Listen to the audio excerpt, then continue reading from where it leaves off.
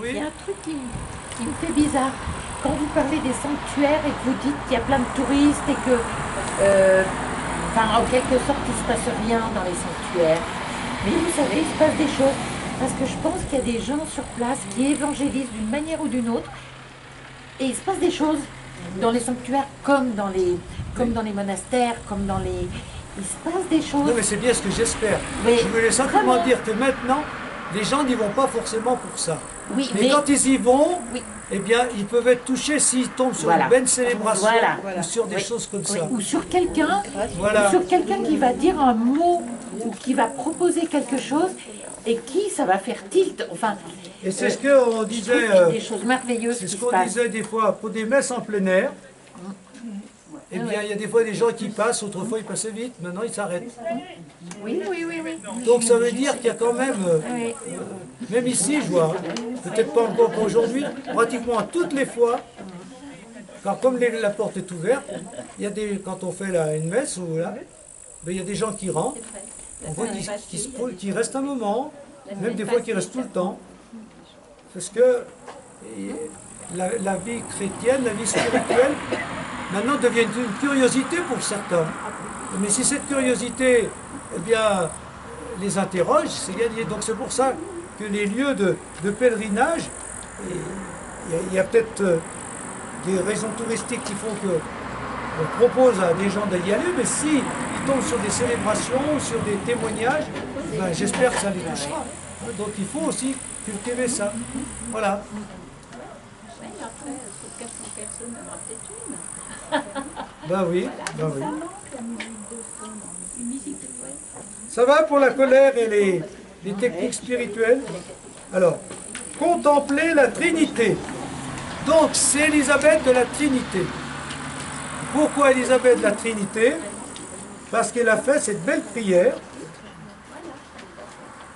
Et tu l'as reproduite en entier, Michel? Ah oui, Il me semblait qu'elle était plus longue avant. Non, enfin bon. parce C'est qu'elle dit était comme en ça, c'est colonne. comme quand j'écris moi, des fois, ça semble long. Voilà. Eh bien, je vais la lire tranquillement. Il faut la faire vôtre, parce que on ne sait pas souvent qu'on a des prières qui s'adressent à la Trinité. Et bien souvent, nous-mêmes, quand vous dites Seigneur, je fais un test, vous pensez à qui? Jésus. Oui, mais... Non, des fois, on mélange tout. On dit Seigneur, on pense à Jésus, tout par en guillemets. Je m'adresse au Père, et parfois on arrive, ah mais non, mais c'est l'Esprit Saint. Donc on mélange en général. Hein. C'est pas grave, ils se débrouilleront entre eux. Hein. Mais, comment? Ils ne sont pas jaloux les uns des autres. Mais justement, c'est une vraie question.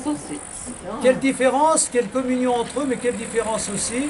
Et quand on s'adresse à eux, qu'est-ce qu'on peut demander au Père, qu'on ne demande pas à Jésus, ou qu'on ne demande pas à l'Esprit Saint, et réciproquement. Donc voilà. Ben, elle a fait cette belle prière que je vais lire, et vous me direz ce que vous en pensez. Voilà. Ô mon Dieu, Trinité que j'adore. Déjà, elle s'adresse à la Trinité aux trois d'abord. Aidez-moi à m'oublier entièrement pour m'établir en vous. Immobile et paisible, comme si déjà mon âme était dans l'éternité. Que rien ne puisse troubler ma paix, ni me faire sortir de vous, ô mon immuable, mais que chaque minute m'emporte plus loin dans la profondeur de votre mystère. Pacifiez mon âme, faites-en votre ciel, votre demeure aimée et le lieu de votre repos. Que je ne vous y laisse jamais seul, mais que je sois là tout entière, tout éveillée en ma foi, tout adorante, toute livrée à votre action créatrice. La Trinité. Ô mon Christ aimé, crucifié par amour, je voudrais être une épouse pour votre cœur. Je voudrais vous couvrir de gloire. Je voudrais vous aimer jusqu'à en mourir.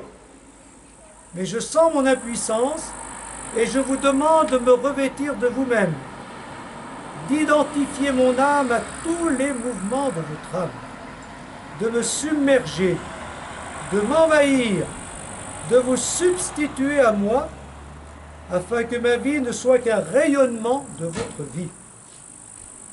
Venez en moi comme adorateur, comme réparateur et comme sauveur.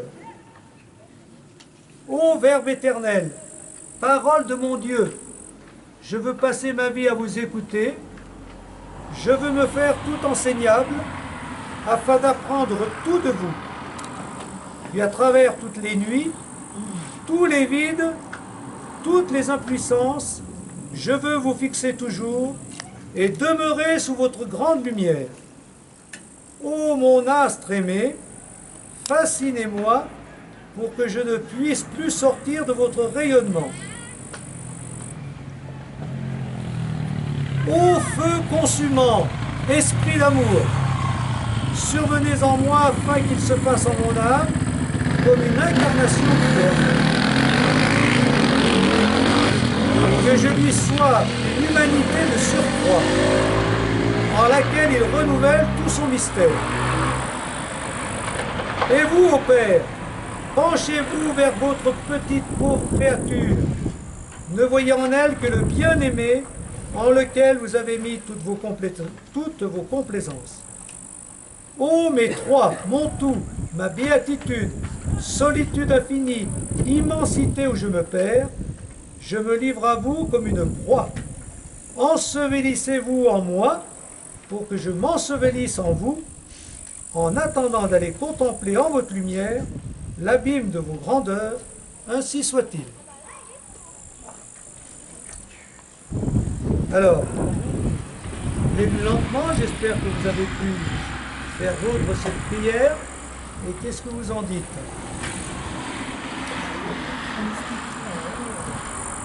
Bon, elle est morte à 26 ans, je ne sais pas quel âge elle avait quand elle a fait cette prière, elle avait 20 ans, 22 ans. C'est quand même, elle a dû faire un peu de théologie, parce que la Trinité quand même, hein, c'est pas si simple que ça. Voilà. Alors dans cette prière, qu'est-ce qui vous surprend ou qu'est-ce qui vous touche le plus? Vous la relirez, vous la méditerez, hein? Voilà. C'est ça, voilà, elle veut se laisser ensevelir, elle veut que Dieu pénètre tout en elle. Voilà. Vous savez, c'est ce que Saint Paul dit, ce n'est plus moi qui vis, c'est le Christ qui vit en moi. On va dire aussi de la Trinité, du Christ, hein, voilà. Il faut que Dieu l'envahisse, hein, voilà. Et là, voilà, c'est ça, hein. Elle habite totalement. Je savais qu'elle était déjà malade, je ne sais pas quand elle l'a fait. Oui, mais bon. Moi, ce que je retiens, hein, donc, bon, on voit qu'au début, elle veut s'oublier, c'est faire le vide, hein, pour bien entrer dans la prière, un peu comme voilà. Que rien ne puisse troubler ma paix, ça c'est beau, hein, la prière, ne rien troubler ma paix, la paix, voilà. Bon. Pacifier, vous voyez, ça revient, hein. Faites-en votre ciel, votre demeure aimée de Dieu. Voilà. Dieu qui vient nous habiter, si c'est vraiment Dieu, il nous pacifie, il nous donne la sérénité intérieure, il apaise nos colères, nos inquiétudes, voilà, ça c'est déjà quelque chose. Et on se laisse habiter par Dieu et en même temps transformer par Dieu, qu'il vienne nous habiter pour nous transformer, nous rendre semblables à lui. En gros, c'est ce qu'elle dit. À Dieu, Père, Fils et Saint-Esprit. Et puis quand elle s'adresse à Jésus, il y a d'abord l'épouse, hein, l'amour du Christ. Et ce qu'elle lui demande, c'est un peu la même chose que tout à l'heure. Identifiez mon âme à tous les mouvements de votre âme. Hein, c'est-à-dire, voilà, il faut que ce n'est plus moi qui vis, c'est le Christ qui vit en moi. Hein, se laisser submerger, envahir. Voilà, ça va. Voilà. Mais alors, la phrase, venez en moi comme adorateur, comme réparateur et comme sauveur. Voilà les trois choses. En moi comme adorateur, c'est-à-dire, Seigneur, apprends-moi à adorer le Père, hein, c'est-à-dire prosterner devant Dieu, à m'émerveiller devant Dieu, adorateur. Réparateur, et bien il y a des choses à réparer en nous, hein. Réparer tout ce qui ne va pas bien en nous. Et comme sauveur, bien viens nous aider, nous donner ton aide, ta force, hein. Voilà. Au Verbe éternel, elle insiste sur le Verbe, la parole, puisque Jésus, c'est lui qui, hein, c'est l'Évangile, c'est lui qui nous parle au nom de Dieu, qui nous donne la parole de Dieu dans sa plénitude. Voilà. Après l'Esprit, feu consumant, hein, feu d'amour, le feu de l'esprit, ça c'est habituel. Et le Père, je ne dis pas beaucoup sur le Père, penchez-vous vers moi. Mais ne voyez que le bien-aimé en lequel, donc il fait allusion à la parole de Dieu le jour du baptême de Jésus. Hein. En lui, c'est lui mon fils bien-aimé. Donc Dieu, ben voilà, fais de moi ton fils ou ta fille bien-aimée. Et puis à la fin, elle rejoint l'idée de je me perds en Dieu, hein, je me livre à vous, ça rejoint. Ensevelissez-vous, c'est revenu plusieurs fois, hein, l'ensevelissement. Est-ce que vous avez d'autres réactions? Moi j'aime bien quand même, je sens mon impuissance. Penchez-vous vers votre pauvre petite créature.